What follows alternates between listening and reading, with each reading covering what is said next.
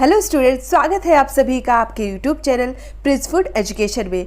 आज की क्लास में हम मैथ्स पेडागॉजी के टॉपिक्स पढ़ेंगे और उसके महत्वपूर्ण क्वेश्चन आंसर करेंगे। तो हमारा टॉपिक है सममिति रेखाएं और प्रतिचित्रण, symmetry, line of symmetry and reflection. तो उसके महत्वपूर्ण बिंदु पहले पढ़ेंगे और इसके बाद क्या करेंगे, इसके क्वेश्चन आंसर करेंगे। तो पहला है सममिति और प्रतिचित्रण, मतलब सिमेट्री और रिफ्लेक्शन हमारे गणित शिक्षण का एक अनिवार्य भाग है। पहला पॉइंट क्या है, सिमेट्री और मतलब सममिति और प्रतिचित्रण जो है, रिफ्लेक्शन हमारे गणित शिक्षण का एक अनिवार्य भाग है। आपको एक एक पॉइंट पर इसके गौर करना है, क्योंकि जो क्वेश्चन होते हैं वो इसके एक एक पॉइंट पर बनते हैं। तो इसलिए मैंने इसकी पहले थ्योरी कराई है, इसके बाद इसके क्वेश्चन आंसर कराए हैं।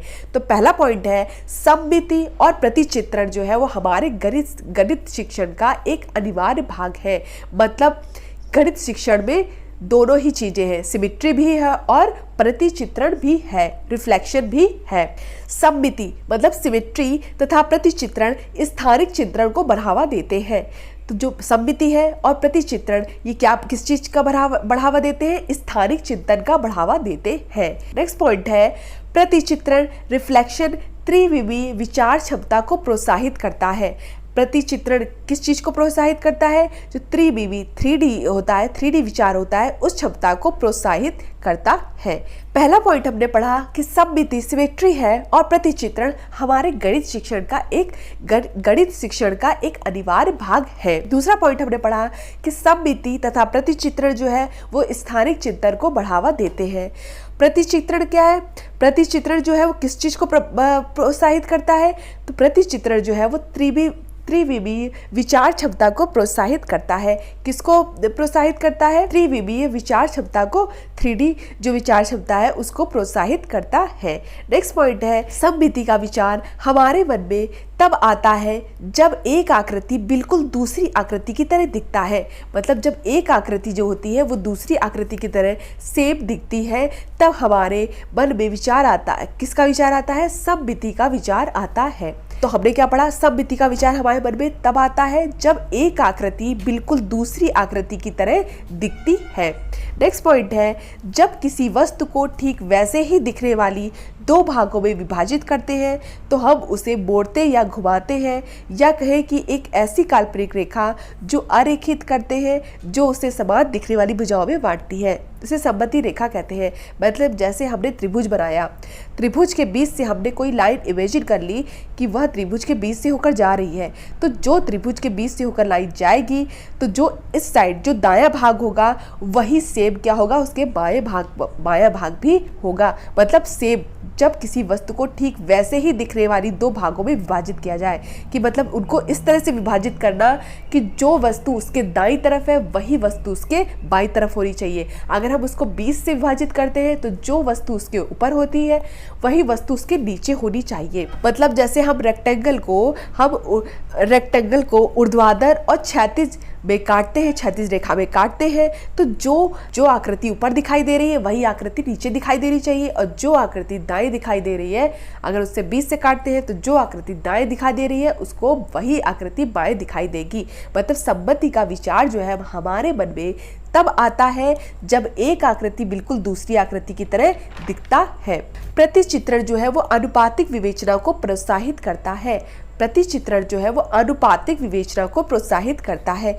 अब किसी वस्तु के छिपे होने की पुष्टि, अनुपातिक विवेचना मतलब होता है कि किसी वस्तु के छिपे होने की पुष्टि। मतलब जैसे उदाहरण हो गया कि 2 से कम, अब 2 से कम कुछ भी हो सकता है, 2 से कम 1 भी हो सकता है, 0 भी हो सकता है, माइनस में भी हो सकता है। तो इसमें बोला गया है कि छिपी हुई आकृति, किसी वस्तु के छिपे होने की पुष्टि। तो प्रतिचित्रण जो होता है वो अनुपातिक विवेचना को प्रोत्साहित करता है। आकृति छोटी है या बड़ी है इसके बारे में अनुमान लगाना कि क्या कौन सी आकृति छोटी है, कौन सी आकृति बड़ी है, इसका अनुमान तो लगाया जा सकता है, लेकिन कोई आकृति कितनी छोटी है या कितनी बड़ी है यह अनुमान नहीं लगाया जा सकता। क्वेश्चन है, प्राथमिक स्तर पर शिक्षार्थियों के प्रतिचित्रण का संदर्भ पढ़ाने के लिए कौन से कथन सत्य नहीं है। तो पहला है, प्रतिचित्रण स्थानिक चित्रण को बढ़ावा देता है। अगर जो पॉइंट्स मैंने पढ़ाए हैं उसको आपने ध्यानपूर्वक पढ़ा होगा तो आप इसका आंसर आसानी से दे सकते हैं। पहला है, प्रतिचित्रण स्थानिक चित्रण को बढ़ावा देता है। दूसरा है प्रतिचित्रण गणित शिक्षण का भाग नहीं है। तीसरा है प्रतिचित्रण आनुपातिक विवेचना को प्रोत्साहित करता है।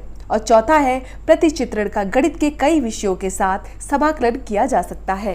तो देखिए मैंने आपको पढ़ाया था कि प्रतिचित्रण जो है वो स्थानिक चित्रण को बढ़ावा देता है।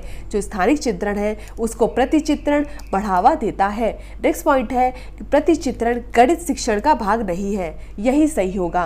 क्वेश्चन में पूछा गया है कि कौन सा सत्य नहीं है, तो यही सही है, क्योंकि हमने पढ़ाया था प्रतिचित्रण जो है वो गणित शिक्षण का भाग है। तीसरा है प्रतिचित्रण आनुपातिक विवेचना को प्रोत्साहित करता है। तो ये भी पॉइंट हमने लिखा है कि जो प्रतिचित्रण है वो आनुपातिक विवेचन को प्रोत्साहित करता है। नेक्स्ट पॉइंट है कि प्रतिचित्रण का गणित के कई विषयों के साथ समाकलन किया जा सकता है। तो हाँ, ये भी सही है कि प्रतिचित्रण का गणित के कई विषयों के साथ समाकलन किया जा सकता है। नेक्स्ट क्वेश्चन है गणित के प्राथमिक पाठ्यक्रम में प्रतिचित्रण का परिचय देने का मुख्य प्रयोजन क्या है।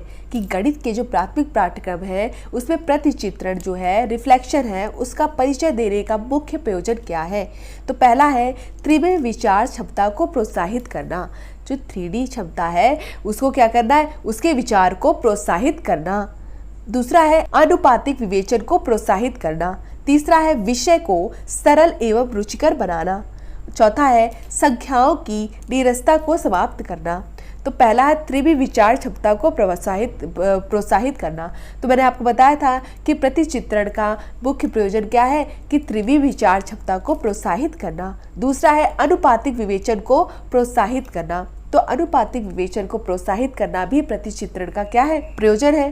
क्या प्रयोजन है कि आनुपातिक विवेचन को प्रोत्साहित करना और त्रिविध विचार क्षमता को प्रोत्साहित करना, ये क्या है, प्रतिचित्रण का मुख्य प्रयोजन है। विषय को सरल एवं रुचिकर बनाना ये इसका मुख्य प्रयोजन नहीं है। और यहाँ संख्याओं की तो बात ही नहीं की गई है, ठीक है।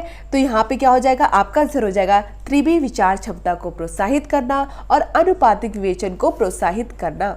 नेक्स्ट क्वेश्चन है किस अक्षर में क्षैतिज और ऊर्ध्वाधर दोनों सममिति रेखाएं हैं। वो दोनों सममिति रेखाएं ऐसा कौन सा अक्षर है। तो जो x है, x में क्षैतिज और ऊर्ध्वाधर दोनों सममिति रेखाएं होती हैं। कौन सी होती है, x में क्षैतिज और ऊर्ध्वाधर दोनों सममिति रेखाएं होती है। तो इस तरह से हमारा मैथ्स पेडागॉजी का जो टॉपिक था सममिति रेखाएं और प्रतिचित्रण, symmetry, line of symmetry and reflection का जो टॉपिक था वो यहाँ पर कंप्लीट हुआ।